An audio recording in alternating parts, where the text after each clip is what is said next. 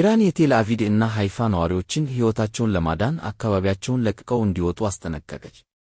የኢራን ጦር ኃይሎች ኃላፊ ለእስራኤል ነዋሪዎች ባስተላለፉት የቪዲዮ መልእክት በተለይ የቴል አቪቭ እና ሃይፋ ነዋሪዎች ሕይወታቸውን ለማትረፍ በተቻለ ፍጥነት ለቅቀው መውጣት አለባቸው ብለዋል። ሜጀር ጄኔራል አብዱልራሂም ሙሳቪ እስካሁን የተካሄዱት ዘመቻዎች የመከላከል ማስጠንቀቂያ ናቸው፣ የኢራን የቅጣት ዘመቻ በቅርቡ ይካሄዳል ብለዋል። ምንም እንኳን ከአርብ ጀምሮ በኢራን የተፈጸሙ ጥቃቶች ቢያንስ 24 እስራኤላውያንን ቢገድሉም አብዛኞቹ የኢራን ሚሳኤሎች በእስራኤል የአየር መከላከያ ሥርዓቶች ከሽፈዋል። በሌላ ዜና ኢትዮጵያ የዩናይትድ ስቴትስ የጉዞ ገደቦች ተጋርጦባታል። ኢትዮጵያ ወደ ዩናይትድ ስቴትስ የጉዞ እገዳ ሊጣልባቸው ከሚችሉ 36 አገሮች ተርታ ተመድባለች ሲል የአሜሪካ የውጭ ጉዳይ ሚኒስቴር ምስጢራዊ ማስታወሻ ለዋሽንግተን ፖስት ይፋ አድርጓል። በአሜሪካ የውጭ ጉዳይ ሚኒስትር ማርኮ ሩቢዮ የተፈረመው ሰነዱ የዩናይትድ ስቴትስ የኢሚግሬሽን ማስፈጸሚያ ትልቅ ለውጥን የሚገልጽ እና የዘመኑን የደህንነት እና የትብብር መስፈርቶችን በማያሟሉ ሀገራት ላይ ዲፕሎማሲያዊ ጫና ይፈጥራል።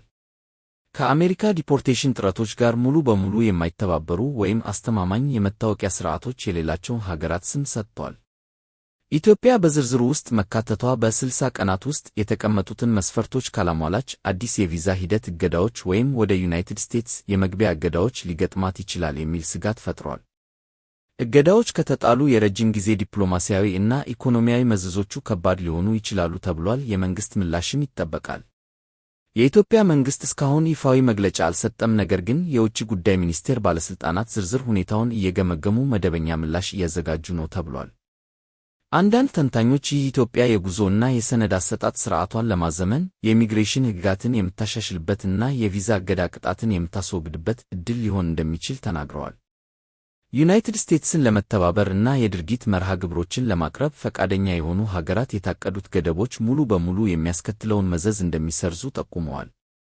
አሁንም የጊዜ ሰሌዳው አጭር ነው እና ዲፕሎማሲያዊ ድርድሮች በፍጥነት መንቀሳቀስ አለባቸው።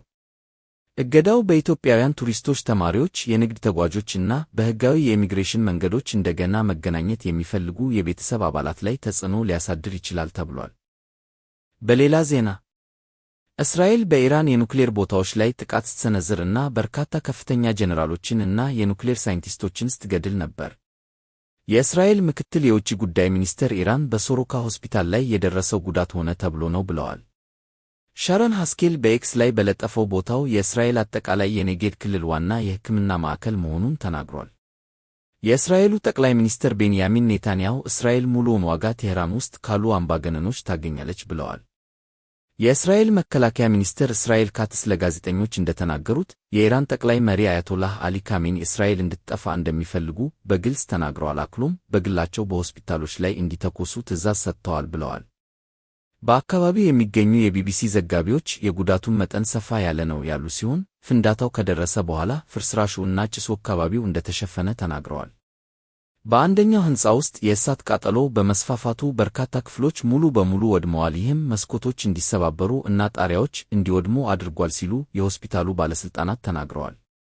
የሮካ ዋና ሥራ አስፈጻሚ ፕሮፌሰር ሽሎሚ ኮዲሽ ወደ 200 የሚጠጉ ታካሚዎች ወደ ሌሎች የሆስፒታል ማዕከሎች ይዛወራሉ ብለዋል። በአሁኑ ጊዜ ሕንፃዎች እና ሌሎች ክፍሎች ሊፈርሱ ይችላሉ ሲሉ አክለው ገልጸዋል። ሐሙስ ዕለት ጠዋት የኢራን ባሊስቲክ ሚሳኤል ከቴል አቪቭ በስተምስራቅ በምትገኘው ራማት ጋን የንግድ ሰፈር በመመታቱ ብዙ ሕንፃዎች ወድመዋል፣ የኤሌክትሪክ ፖሎችም ወድቀዋል ብለዋል። በአካባቢው በደረሰው ፍንዳታ ወደ 20 የሚጠጉ ሰዎች ቆስለዋል ተብሎ እንደሚገመት ባለሥልጣናቱ አስታውቀዋል።